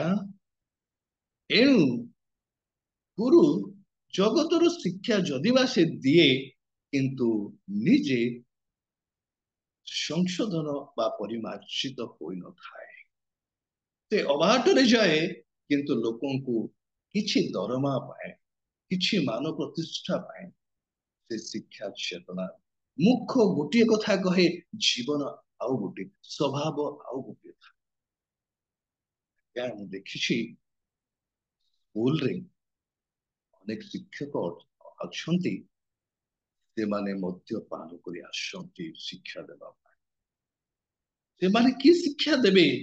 କି ଗୁରୁର ସମ୍ମାନ ପାଇବେ? ଆଜ୍ଞା, କେବଳ ଟିକେ ଦରମା ପାଇଁ ନିଜର ବ୍ୟକ୍ତିତ୍ୱକୁ ସେମାନେ ହରେଇ ଦିଅନ୍ତି, ଚରିତ୍ରକୁ ସେମାନେ ହରଣ କରନ୍ତି, ନିଜର ଶିକ୍ଷକ ବା ଗୁରୁର ମର୍ଯ୍ୟାଦାକୁ ସେମାନେ ନଷ୍ଟ କରନ୍ତି।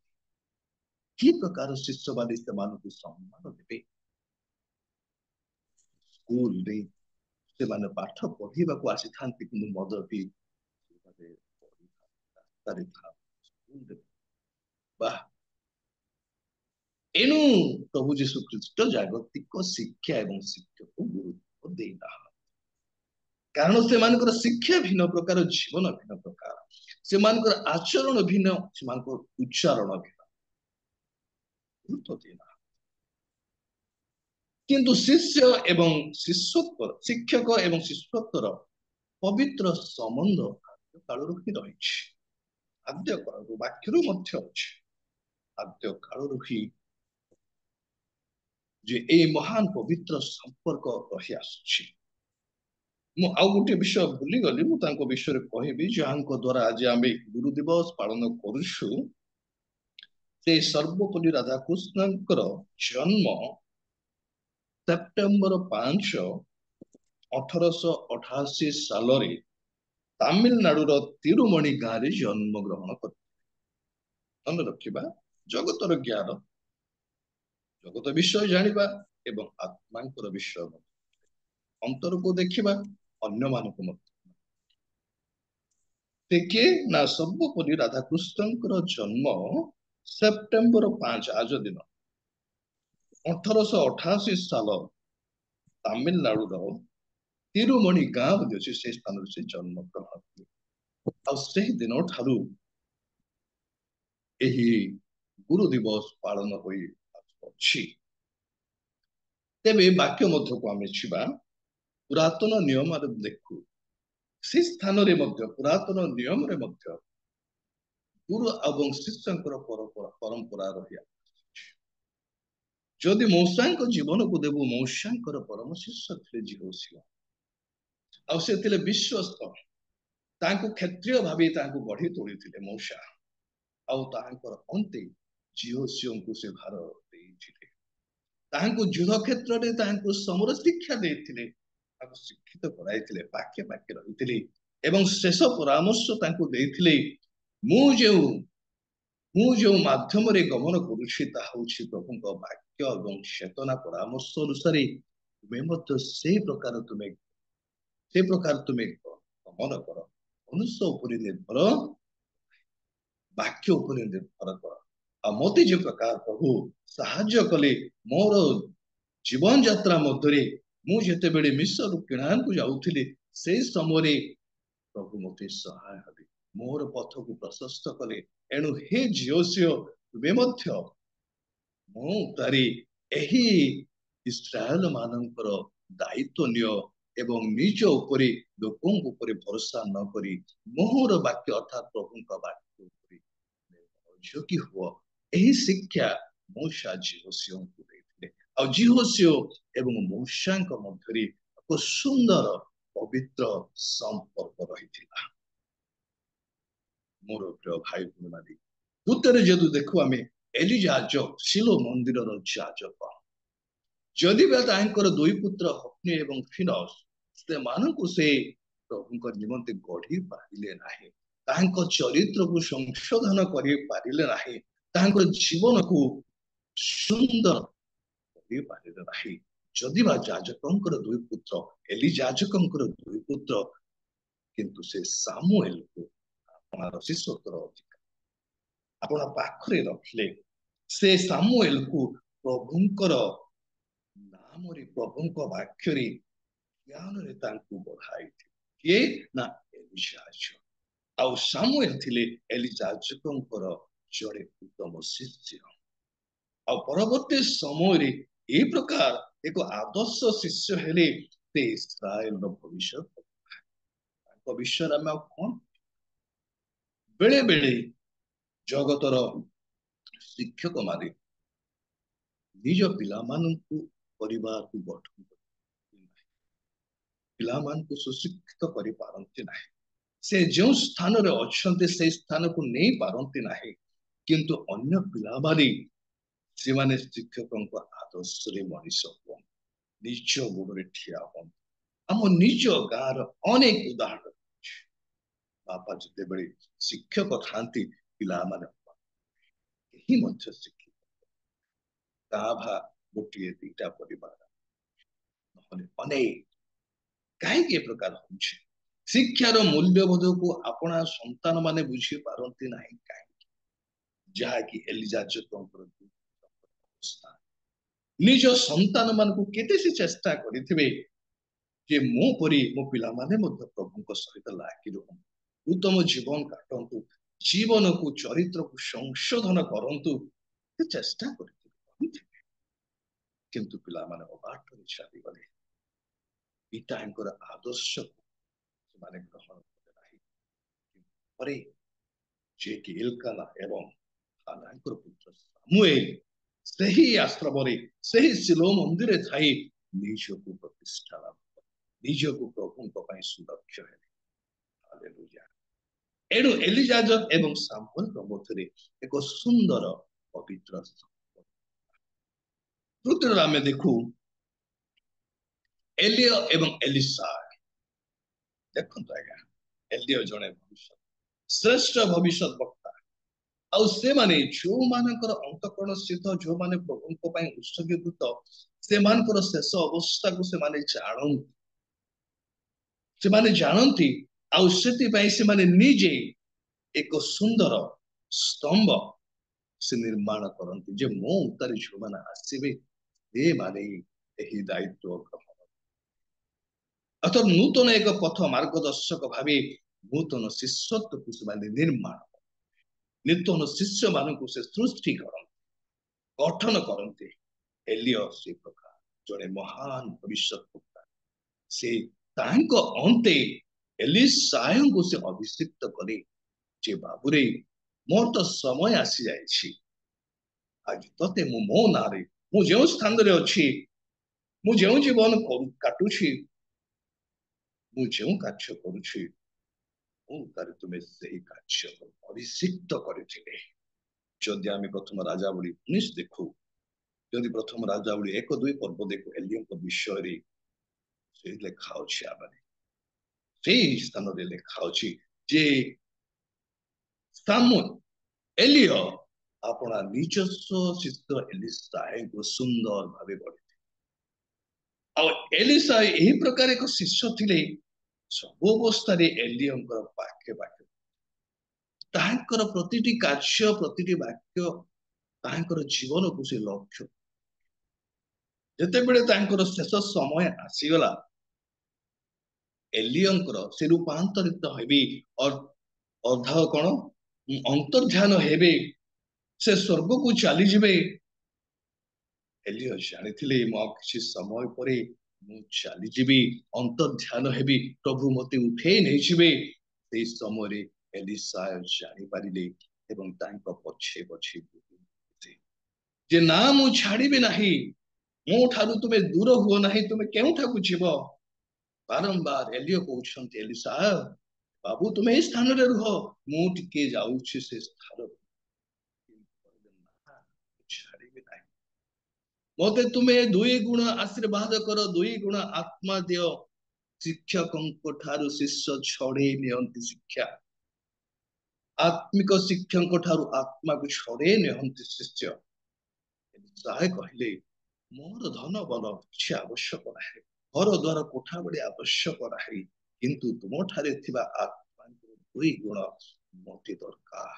ଯଦି ତୁମେ ମତେ ଛାଡି ଚାଲିଯିବ, ତୁମେ ଅନ୍ତର୍ଧ୍ୟାନ ହବ, ତୁମେ ସ୍ୱର୍ଗକୁ ସ୍ୱଦେହରେ ଯିବ, କିନ୍ତୁ ମୋ ନିମନ୍ତେ ତୁମର ଆତ୍ମାର 2 ଗୁଣ ଆବଶ୍ୟକ।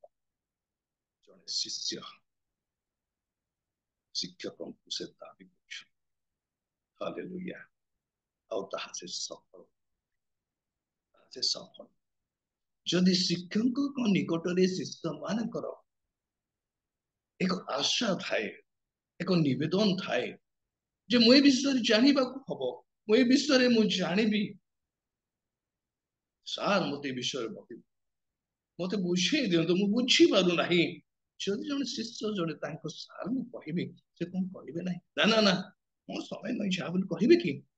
ପ୍ରକୃତ ଶିଷ୍ୟ କେବେ ନାହିଁ, ତାଙ୍କର ସକଳ ସନ୍ଦେଶ କରନ୍ତି। ଉତ୍ତମ ଶିକ୍ଷକ ନହେଲେ କହିବେ କଣ ନା ମୋର ଏବେ ସମୟ ନାହିଁ, ମୋର କାମ ଅଛି, ମୁଁ ପରେ କରିବି, ଯା ପୂଜା ପଢାପଢି କରେ। କିନ୍ତୁ ଉତ୍ତମ ଶିକ୍ଷକ ଶିଷ୍ୟଙ୍କର ସନ୍ଦେହକୁ, ତାଙ୍କର ଯେଉଁ ଭାବନା ଥାଏ ତାକୁ ଏଲିୟଙ୍କ ଜୀବନଟା ଆମେ ଦେଖୁଛୁ। ଏଲିୟ ଏବଂ ଏଲିସାଙ୍କ ଜୀବନ ଏକ ସୁନ୍ଦର ପରମ୍ପରା, ସୁନ୍ଦର ପବିତ୍ର ସମ୍ପର୍କ। ଆଉ ଏଲିସା ଏ ମଧ୍ୟ ଏଲିୟଙ୍କ ମହାନ ଏବଂ ପ୍ରତିଷ୍ଠିତ ହେଲେ ମଧ୍ୟରେ। କିନ୍ତୁ ତାହାଙ୍କ ଅନ୍ତେ ତାହାଙ୍କର ଶିଷ୍ୟ ଏଲିଶାଙ୍କର ଶିଷ୍ୟ କିଏ ଜାଣିଛନ୍ତି? ସେ ହଉଛନ୍ତି ଗେହଜୀ। ଆପଣମାନେ ପଢନ୍ତୁ ଆଜ୍ଞା, ଦ୍ୱିତୀୟ ରାଜାବଳୀ 3 ଅଧ୍ୟାୟ ଯଦି ପଢିବେ, ଗେହଜୀ ବୋଲି ଜଣେ ବ୍ୟକ୍ତି ଯିଏକି ଏଲିଶାଙ୍କର ଶିଷ୍ୟ ଥିଲେ। କି କହିବି, ଏଲିଶାଙ୍କର ଶିଷ୍ୟ ଥିଲେ। ଆଉ ଏଲିଶାଙ୍କ ନିକଟକୁ ନାମାନ ସେନାପତି ସେ କୁଷ୍ଠ ରୋଗରୁ ମୁକ୍ତ ପାଇବା ପାଇଁ ଏଲିଶାଙ୍କ ଦ୍ୱାରକୁ ଆସିଥିଲେ। ଆଉ ଏଲିଶା ତାହାଙ୍କୁ ଯେଉଁ ପରାମର୍ଶ ଦେଲେ ସେଇ ପରାମର୍ଶ ଅନୁସାରେ ସେ କର୍ମ କରି ସୁସ୍ଥତା ଲାଭ ପାଇଲେ। ମୁଁ ସେ ବିଷୟ ସବୁ କହିବାକୁ ଚାହେଁ ନା। ଆଉ ନାମାନ ଯେତେବେଳେ ନିଜେ ସୁସ୍ଥ ହେଲେ, ଏକ ସୁନ୍ଦର ମର୍ଯ୍ୟାଦା ଯୁକ୍ତ ଏକ ଉପହାର ଏଲିଶାଙ୍କୁ ଦେବାକୁ ଚେଷ୍ଟା କଲେ। ମନେ ରଖନ୍ତୁ ଆଜ୍ଞା, ଶିଷ୍ୟ କି ପ୍ରକାର, ଏଲିୟଙ୍କର ଶିଷ୍ୟ ଏଲିଶାୟ, ଏଲିଶାଙ୍କର ଶିଷ୍ୟ ଥିଲେ ଗେହଜୀ। କିନ୍ତୁ ଏଲିଶାୟ ସ୍ୱାର୍ଥପର ନୁହନ୍ତି, ଲୋଭଯୁକ୍ତ ନୁହନ୍ତି। ସେ କହିଲା, ନାମାନ ତୁମେ ସୁସ୍ଥ ହୋଇଛ, ବିନା ମୂଲ୍ୟରେ ପ୍ରଭୁ ତୁମକୁ ସୁସ୍ଥ କରିଛନ୍ତି। ତୁମ ଠାରୁ ଏହି ଉତ୍ତମ ଉପହାର ମୁଁ ଗ୍ରହଣ କରିବାକୁ ଚାହେଁ ନା, ତୁମେ ଘେନି ଯାଅ। ଆଉ ନାମାନ ସେ ସମସ୍ତ ଉପହାର ଦେଇ ଆପଣା ରଥରେ ସେ ଗମନ କରୁ କରୁ ଗେହଜୀଙ୍କ ମନରେ ଗୋଟିଏ ଲୋଭ ଜାତ ହେଲା। ଏଲିଶାଙ୍କର ଶିଷ୍ୟ ଗେହଜୀ, କି ପ୍ରକାର ମୋର ଗୁରୁ, ମୋର ଶିକ୍ଷକ ଏ ସୁନ୍ଦର ଉପହାର, ଦାମିକା ଉପହାରକୁ ତୁଚ୍ଛ କରୁଛନ୍ତି। ମୋ ମନରେ ତ ଲୋଭ ଜାତ ହେଲା, ମୁଁ ପାଇବାକୁ ଚେଷ୍ଟା। ଆଉ ସେ ରଥର ପଛେ ପଛେ ଗୋଡିବାକୁ ଲାଗିଲେ। ଯେତେବେଳେ ଏଲିଶାଙ୍କ ଠାରୁ ନାମାନ ଚାଲିଗଲେ, ତାହା ରଥର ପଛେ ପଛେ ପଛେ ଗେହଜୀ ଗଲେ। ଆଉ ଗେହଜୀଙ୍କୁ ନାମାନ ଦେଖି କହିଲେ ଯେ, ପୁଅ ଭାଇ ତୁମେ କଣ ହେଲା ଆସୁଛ, କାହିଁକି ଆସୁଛ, ଦୌଡୁଛ? ନାଇଁ ନାଇଁ ନାଇଁ, ମୁଁ ଗୋଟିଏ କାମ ପାଇଁ ଆସିଛି। ଆଉ ଆମ ଗୃହକୁ ଅନେକ ଅତିଥି ଆସିଛନ୍ତି, ଏଣୁ ପୁଣି ମୁଁ ସେହି ଯୋଉ ଉପହାର ଆପଣ ଆଣିଥିଲେ ମୋ ପ୍ରଭୁକୁ, ମୋ ଶିକ୍ଷକଙ୍କୁ ଦେବା ପାଇଁ, ସେଇ ଉପହାର ଦିଅନ୍ତୁ, ମୁଁ ନେଇକି ଯିବି। ଦେଖନ୍ତୁ ଆଜ୍ଞା, ଏ ମଧ୍ୟ ଜଣେ ଶିଷ୍ୟ, ଲୋଭାସକ୍ତ ଶିଷ୍ୟ। ଗୁରୁ ଯାହା ତୁଚ୍ଛ କରେ, ଶିଷ୍ୟ ତାହାକୁ ନାମାନଙ୍କ ଠାରୁ ଲୋଭରେ ଆସକ୍ତ ହୋଇ ସମସ୍ତ ଉପହାର। ଆଉ ଏହି ବିଷୟ ଯେତେବେଳେ ଏଲିଶାୟ ଶୁଣିଲେ, କ୍ରୋଧରେ ଚିତ ହେଲେ। ତୁମେ କାହିଁକି ତାହାଙ୍କର ଉପହାର ଆଣିଥିଲ? ଏ ଗେହଜୀ ନିଜର ଶିଷ୍ୟର ଭୁଲକୁ ସେଇ ସ୍ଥାନରେ ସେ ଅଭିଯୋଗ କହୁଛନ୍ତି, କାହିଁକି ତୁମେ ଆଣିଲ? ସାବଧାନ, ନାମାନଙ୍କୁ ଯୋଉ ରୋଗ ହୋଇଅଛି ତାହା ତୁମକୁ। ବେଳେ ବେଳେ ଶିକ୍ଷକ ମାନେ ଶିକ୍ଷା ସିନା ଦିଅନ୍ତି, ଅଭିଶାପ। ଯୋଉ ଶିଷ୍ୟ ମାନେ ବାଟରେ ଚାଲିଯିବେ, ଶିକ୍ଷା ଦଉ ଦଉ, ଚେତନା ଦଉ ଦଉ, ଅନୁଯୋଗ କରୁ କରୁ ଯଦି ବା ଜୀବନ ବଢି ପାରିନ୍ତି ନାହିଁ, ଗଠନ କରିପାରନ୍ତି ନାହିଁ, ଅବାଟରେ ଚାଲି ଯାଆନ୍ତି, ସେମାନଙ୍କୁ ଅଭିଶାପ। ଯାହାଙ୍କ ମୁଖ ଦ୍ୱାରା ଶିକ୍ଷକ ମାନେ, ଗୁରୁ ମାନେ ସମ୍ମାନିତ ହୋଇପାରନ୍ତି ନାହିଁ, ସେମାନଙ୍କ ଉପରେ ସେଦିନ ଗେହଜୀ ସେଇଦିନ ଠାରୁ ନାମାନଙ୍କର କୁଷ୍ଠ ରୋଗରେ ଅନେକ ପରମ୍ପରା ଅଛି ବାଇବଲରେ ମଧ୍ୟ, କିନ୍ତୁ ତାହା ଜାଗତିକ ନୁହେଁ, ସମ୍ପୂର୍ଣ୍ଣ ଭାବେ ଅଲୌକିକ। ଆସୁ ଆମେ ନୂତନ ନିୟମ ଯାଉ। ଯୀଶୁ ମଧ୍ୟ ନିଜର ଶେଷ ସୋପାନରେ ଯେତେବେଳେ ପାଦ ଦେଲେ, ସେ ସମୟରେ ତାଙ୍କ ଜୀବନ ଯାତ୍ରା ମଧ୍ୟରେ ସେ 12 ଜଣଙ୍କୁ ପ୍ରତିଷ୍ଠିତ କଲେ। 12 ଜଣ ଶିକ୍ଷକକୁ ସୁଶିକ୍ଷିତ କରିପାରିଥିଲେ। ହାଲେଲୁୟା। ଛାଡି ନଥିଲେ, ସେ ଏକା ଆସିଥିଲେ, ଏକା ନା।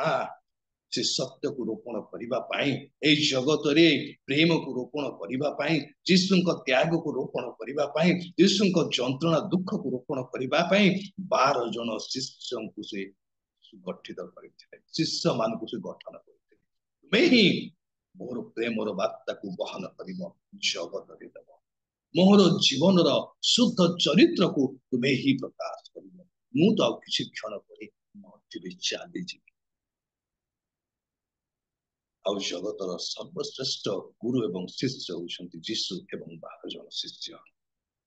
କିନ୍ତୁ ଶିଷ୍ୟ ମାନଙ୍କ ମଧ୍ୟରେ ଇସ୍କାରିତ ଯିହୁଦା ମଧ୍ୟ, ଆଜ୍ଞା ମଧ୍ୟ ବୁଝିବାକୁ ପଡିବ। ଇସ୍କାରିତ ଜିହୁଦା ଗେହଜିଙ୍କ ପରି ମଧ୍ୟ ଶିଷ୍ୟ ଥିଲେ। ତଥାପି ପ୍ରଭୁ ତାହାଙ୍କୁ ଦୃଷ୍ଟିପାତ କଲେ ନାହିଁ।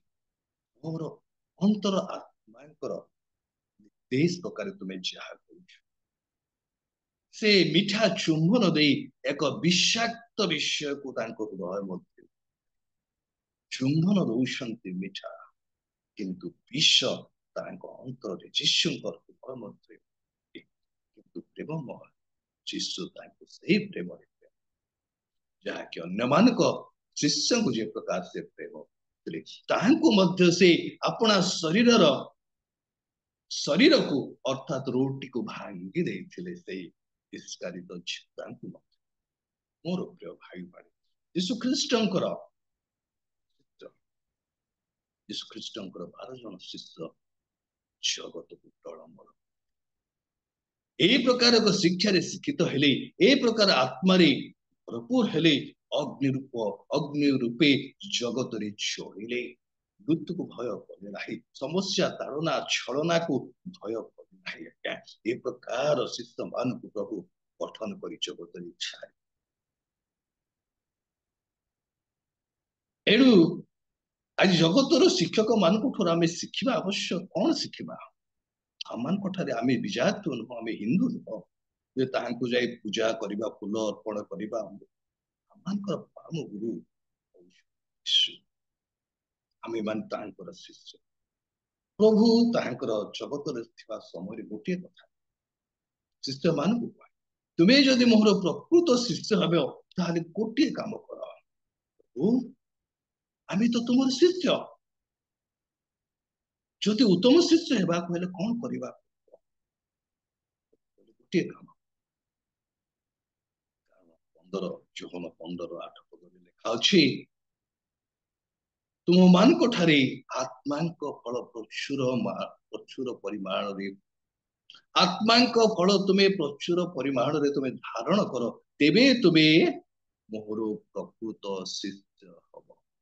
ସେ ଆତ୍ମାଙ୍କ ଫଳ ଧାରଣା କରିବା ମଧ୍ୟରେ ସମସ୍ତ ବିଷୟ ରହିଛି। ଜୀବନକୁ ସଂଗଠନ କରିବା, ମାର୍ଜିତ କରିବା ଏବଂ ସତ୍ୟ ପଥରେ ଗମନ କରିବା, ଅନ୍ୟମାନଙ୍କର ଆଦର୍ଶ କାରଣ ହେବା, এই ସମସ୍ତ ବିଷୟ ଆତ୍ମାଙ୍କ ଫଳ ଧାରଣ କରିବା। ଜଣେ ଆତ୍ମାଙ୍କ ଫଳ ଯଦି ଧାରଣ କରିବ, ତାଙ୍କର ଜୀବନ, ଚରିତ୍ର, ସ୍ୱଭାବ, ଭାଷା ସମସ୍ତ ବଦଳିଯିବ। ପ୍ରଭୁ ସେଥିପାଇଁ ଶେଷରେ ଗୋଟିଏ କଥା, ସମସ୍ତ ପରିତ୍ୟାଗ କର, ମୋହର ଅନୁଗମନ କର ଏବଂ ଆତ୍ମାଙ୍କ ଫଳ ତୁମେ ପ୍ରଚୁର ଫଳ ଫଳିଲେ ମୁଁ ଖୁସି ହେବି ଏବଂ ମୋହର ଖୁସି ହେବେ ଏବଂ ତୁମେ ହେବ ମୋହର ଶିଷ୍ୟ। ଏ ବାକ୍ୟ ଅନୁସାରେ ଏ 12 ଜଣ ଶିଷ୍ୟ ନିଜକୁ ସଂଗଠନ କଲେ, ନିଜକୁ ପରିମାର୍ଜିତ କଲେ, ଜ୍ୟୋତି ପରି ଚଳିଲେ, ସେମାନେ ମୃତ୍ୟୁକୁ ଭୟ। ମୋର ପ୍ରିୟ ଭାଇ ଭଉଣୀ, କେବଳ ପ୍ରଭୁ ଯୀଶୁ ଖ୍ରୀଷ୍ଟଙ୍କର ଶେଷ ଶିକ୍ଷାର ସାର ଆପଣା ଶିଷ୍ୟ ମାନଙ୍କୁ ସେ କେବଳ ଶିଷ୍ୟ ମାନଙ୍କୁ ନୁହେଁ, ଆଜି ମତେ ଆପଣ ମାନଙ୍କୁ ମଧ୍ୟ ସେଇ ପରମ ଗୁରୁ ଯାହା ନିକୋଦେମ କହିଥିଲେ, ତୁମେ ଈଶ୍ୱରଙ୍କ ଠାରୁ ଆଗତ ଗୁରୁ, ସେଇ ଗୁରୁ ମତେ ଆପଣ ମାନଙ୍କୁ କହନ୍ତି ମାଥ୍ୟୁ ତାର 28:20 ପଦରେ, ତୁମେ ଯାଅ, ଯଦି ତୁମେ ମାନେ ମୋର ପ୍ରକୃତ ଶିଷ୍ୟ, ତୁମେ ଜଗତର କୋଣେ କୋଣେ ଯାଅ, ମୋର ଶିକ୍ଷା ଦିଅ, ମୋର ଚେତନା ଦିଅ, ମୋର ଯନ୍ତ୍ରଣା ବିଷୟରେ କୁହ, ମୋର ପ୍ରେମ ବିଷୟରେ କୁହ ଏବଂ ସେମାନଙ୍କୁ ମୋର ଶିଷ୍ୟ, ସେମାନଙ୍କୁ ତୁମେ ମୋର ଶିଷ୍ୟ କର ବୋଲି এই ଶେଷ ପରାମର୍ଶ ଆଜି ମତେ ଆପଣ ମାନଙ୍କୁ ମଧ୍ୟ ଅଛନ୍ତି। କେବଳ ତୁମେ ପୂର୍ଣ୍ଣାଙ୍ଗ ବୟସ ପର୍ଯ୍ୟନ୍ତ ଶିଷ୍ୟତ୍ୱ କାହିଁ ଗ୍ରହଣ କରିବ? ତୁମେ ମଧ୍ୟ ଆତ୍ମା ଶିକ୍ଷକ, ଅନ୍ୟମାନଙ୍କର ଆତ୍ମାକୁ ତୁମେ ଲାଭ କର। ଯେ ପ୍ରକାର 12 ଜଣ ଶିଷ୍ୟ ଥିଲେ, ତୁମେ ମଧ୍ୟ ଯୀଶୁଙ୍କ ଶିଷ୍ୟ ମଧ୍ୟରେ ଜଣେ ହେବ। ତୁମେ ଯାଅ, ମୋର ଶେଷ ପ୍ରେମର ବାର୍ତ୍ତାକୁ ଜଗତରେ ତୁମେ ଘୋଷଣା କରି ସେମାନଙ୍କୁ ମୋହର ଶିଷ୍ୟ କର। ହାଲେଲୁୟା। ଏହା ହେଉଛି ଆଜିର ବାର୍ତ୍ତା। ଶିକ୍ଷକ ପରମ ଗୁରୁ ଯେ ପ୍ରଭୁ ଯୀଶୁ ଖ୍ରୀଷ୍ଟ, ଆଉ ଶିଷ୍ୟ ଯେ ଆମେ, ଅନେକ ଆଜି ଅଶିକ୍ଷିତ ଜଗତରେ, ଅନେକ ଆଜି ସତ୍ୟକୁ ଜାଣି ନାହାନ୍ତି, ଅନ୍ଧକାରକୁ ଆପଣାର କରିଛନ୍ତି ଅନ୍ଧକାର ପଥ ମଧ୍ୟରେ ଯାଉଛନ୍ତି। ଯଦି ଗୁରୁ ଅନ୍ଧକାରକୁ ଦୂର କରେ ତାହେଲେ ଆମକୁ ମଧ୍ୟ ସେ ଶିକ୍ଷାର ଯୀଶୁଙ୍କ ଶିକ୍ଷାରେ ଶିକ୍ଷିତ ହେବାର ଅଛି। ଶିଷ୍ୟତ୍ୱ ଗ୍ରହଣ କରି ଅନ୍ୟମାନଙ୍କୁ ଅର୍ଥାତ୍ ଶିକ୍ଷିତ ହୋଇ ଅନ୍ୟମାନଙ୍କୁ ଶିଷ୍ୟ ଲାଭ କରିବାର ଅଛି, ଅର୍ଥାତ୍ ଜାଣିବାର ଜୀବନକୁ ଲାଭ। ଯିଏ ଶିକ୍ଷା ଦିଏ ସେ ଶିକ୍ଷିତ, ସେ ଶିକ୍ଷକ, ଆଉ ଯିଏ ଶିକ୍ଷା ଗ୍ରହଣ କରେ ସେ ଶିକ୍ଷିତ ହୁଏ। ଆଜ୍ଞା କେବଳ ଯୋଉ ଯୀଶୁ ଖ୍ରୀଷ୍ଟ ସମୟ ବେଶୀ ହେଇଯାଇଛି ନା, କେବଳ ଯେ ଯୀଶୁ ଖ୍ରୀଷ୍ଟ ଆମମାନଙ୍କର ପରମ ଗୁରୁ ଥିଲେ ତାହା ନୁହେଁ। ଯଦି 54-13 ପଦ ଦେଖୁ, ଇସାୟା 54-13 ଏବଂ 14 ପଦରେ ସେହି ସ୍ଥାନରେ ଲେଖା ଅଛି ଯେ ତୁମେମାନେ ଜଗତର ଶିକ୍ଷକଙ୍କ ଦ୍ୱାରା ଶିକ୍ଷିତ ହୁଅ ନାହିଁ, ସଦାପ୍ରଭୁଙ୍କ ଦ୍ୱାରା ମଧ୍ୟ ତୁମେ ଶିକ୍ଷିତ। ଆଉ କଣ ଆଶୀର୍ବାଦ ପାଇବ, କଣ ଲାଭ ହବ ସେ ବିଷୟରେ ଲେଖା ଅଛି। ସମୟ ବେଶୀ ହେଇଛି ଏଣୁ ମୁଁ କହିବାକୁ ଚାହେଁ ନା। ଆଜି ଜଣେ ଖ୍ରୀଷ୍ଟିଆନ ହିସାବରେ ଆଜି ଖ୍ରୀଷ୍ଟୀୟ ସମାଜ ପାଇଁ ଗୋଟିଏ ବାର୍ତ୍ତା ଯେ ଜଗତର ଶିକ୍ଷାର ଆବଶ୍ୟକତା ନାହିଁ। ଯଦିବା ଆମେ ଜଗତରେ ଅଛୁ, ଶିକ୍ଷା ଜାଗତିକ ଭାବେ ଆବଶ୍ୟକ, କିନ୍ତୁ ଆତ୍ମାର ପାଇଁ ଆତ୍ମିକ ଶିକ୍ଷାର ଆବଶ୍ୟକ। ଆଜି ଯୀଶୁ ଆମମାନଙ୍କଠାରୁ ଦୂରେଇ ଯାଉଛି। ଆଜି ଯେହୋବା ଆମମାନଙ୍କ ନିକଟରେ ନାହାନ୍ତି। ତାଙ୍କର ବାକ୍ୟ ଏବଂ ପରମ ଗୁରୁ ହଉଛନ୍ତି ଶେଷ ପରମ ଶିକ୍ଷକ, ପରମ ଗୁରୁ ହଉଛନ୍ତି ତାଙ୍କ ଚାଳନା ହିଁ ଆମମାନଙ୍କୁ ନୂତନ ପଥ ଦେଖାଏ, ନୂତନ ଜୀବନ ଦେଖାଏ। ଏଣୁ ଶେଷ ଆମମାନଙ୍କ ପରମ ଗୁରୁ ହଉଛନ୍ତି। ଲେଖାଯାଏ ଯିରେମିୟା 33:3, ତୁମେ ଅଜ୍ଞାତ ମହତ ଦୁଷ୍କର ବିଷୟ ସବୁ ଜାଣିବ ଯେତେବେଳେ ଆମଠାରେ ପ୍ରାର୍ଥନା। ତୁମେ ଯାହା ବୁଝି ପାରୁନାହ ତାହା ବୁଝିବ ଯେତେବେଳେ ଆମଠାରେ ପ୍ରାର୍ଥନା। ପବିତ୍ର ଆମମାନଙ୍କୁ ସମସ୍ତ ପଥ ଦେଖାଇବେ, ସମସ୍ତ ଅକୁହା ବିଷୟ, ଅଜ୍ଞାତ ବିଷୟ ଆମମାନଙ୍କୁ ଜଣାଇବେ। ପ୍ରଭୁ ପ୍ରତ୍ୟେକଙ୍କୁ ଆଶୀର୍ବାଦ କରନ୍ତୁ। ଆମେନ୍। ଆମେନ୍। ଧନ୍ୟବାଦ ଆଜ୍ଞା, ବହୁତ ବହୁତ ଧନ୍ୟବାଦ। ଅତି ଶକ୍ତିଯୁକ୍ତ ବାକ୍ୟ, ଅତି ସୁନ୍ଦର ବାକ୍ୟ। ଆଜିର ଟିଚର୍ସ ଡେ ରେ ଅତି ସୁନ୍ଦର ଶିକ୍ଷା ଗୁରୁ ଶିଷ୍ୟଙ୍କ ବିଷୟ ନେଇକି